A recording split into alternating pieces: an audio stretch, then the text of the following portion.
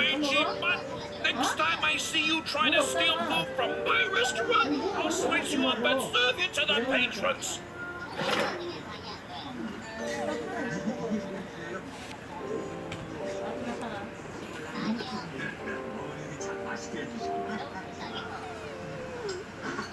Wait a minute. What does any of this have to do with who the killer is? I'm getting to that, player. Do you want to hear the whole story or not? Yeah, player. It was just starting to get good. Fine. Please continue. Ahem. So, anyways, eventually Cheddar was able to fall asleep in the alleyway. At the time, I was working as a sign spinner. You know, trying to pay my way through crewmate college. And I was barely able to make ends meet. And they forced you to wear that horrible clown costume?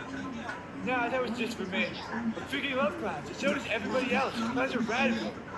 Well, that's patently untrue. So there I was, out there spinning my sign, doing other tricks. Really just slaying in general. Because that's sort of my mantra, you know? And that's when these punk kids came through and changed my life forever. Hey, get back here! Somebody stop them! Please, please, I need that sign back! Ow!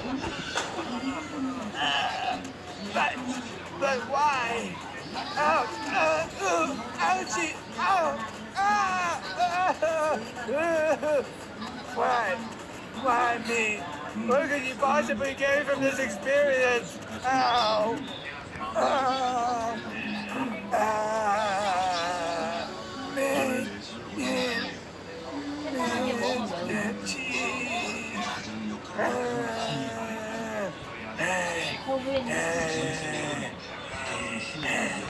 Oh my god, Mr. Cheese, get to the point!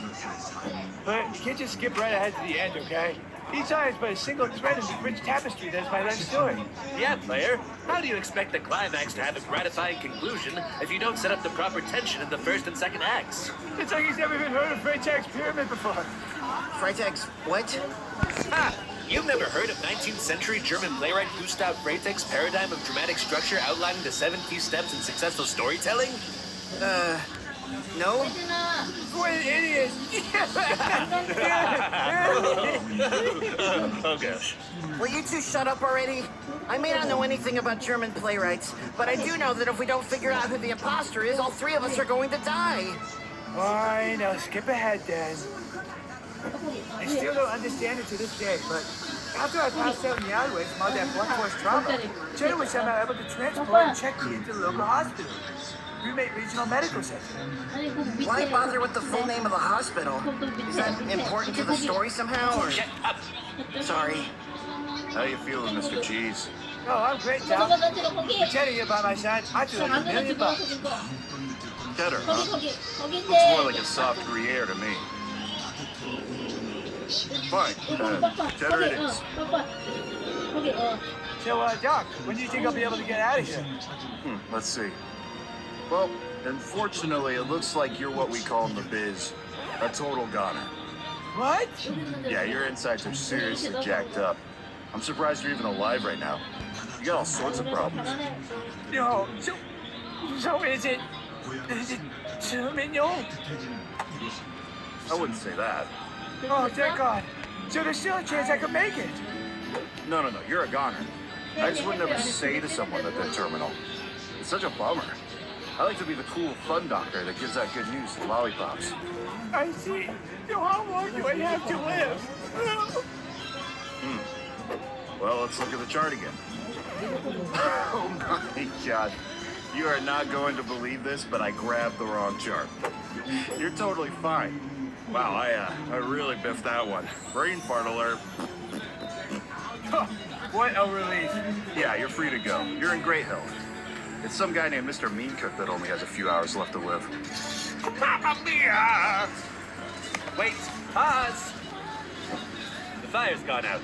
The fire's gone out. Let me grab the gasoline. Wait, have you been burning all our fuel this whole time? Yeah? I needed that for one of my tasks. Well, sorry, Mr. Taskman. How else was I supposed to make my famous white chocolate s'mores? Want one? Oh, s'mores me up, baby. No, I don't want any snacks. I want to win this game. I want to win this game. You said you knew who the imposter was, so just get on with it. Fine. So here's how the story ends. After Cheddar helped save my life, we became inseparable. He joined me in crewmate college, and we had all sorts of wacky adventures. He helped me cheat on my Task 101 test, and together we threw the sickest parties on the entire freaking campus. Plus, Cheddar was always the best wingman in the world. One time, he had helped our pathetic basketball team go all the way to the championship. It was a real-life airbud situation. But he didn't just point the ball into the hoop like a dork. Cheddar was straight up dunking on fools, baby. After college, though, Cheddar decided it was best to set out on his own, forging his own path at one time. I miss him every day. I tried to get Toto to replace him, but he ended up turning into an evil zombie dog and bit me pretty freaking hard.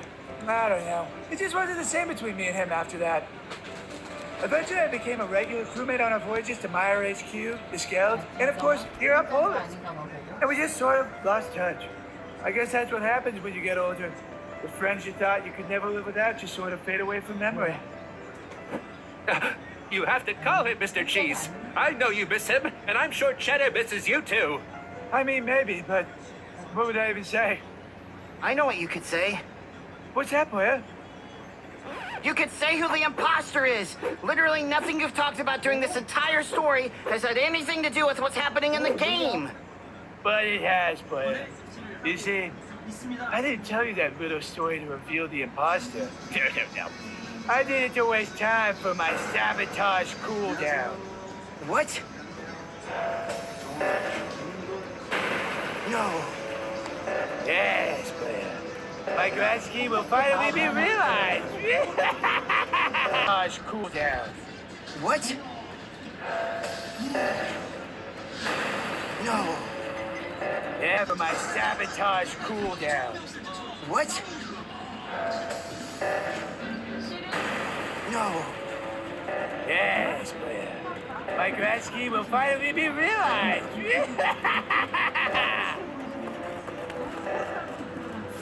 The doors won't budge, Blair. That's because you keep flipping all the same switches as me. You poor pathetic fools. Time is running out. Almost there. I'm gonna make it. Oh, no. Good boy, Cheddar. How could you do this? You monster. I'm not a monster. I'm just a cheesy boy with a cheesy dog, baby.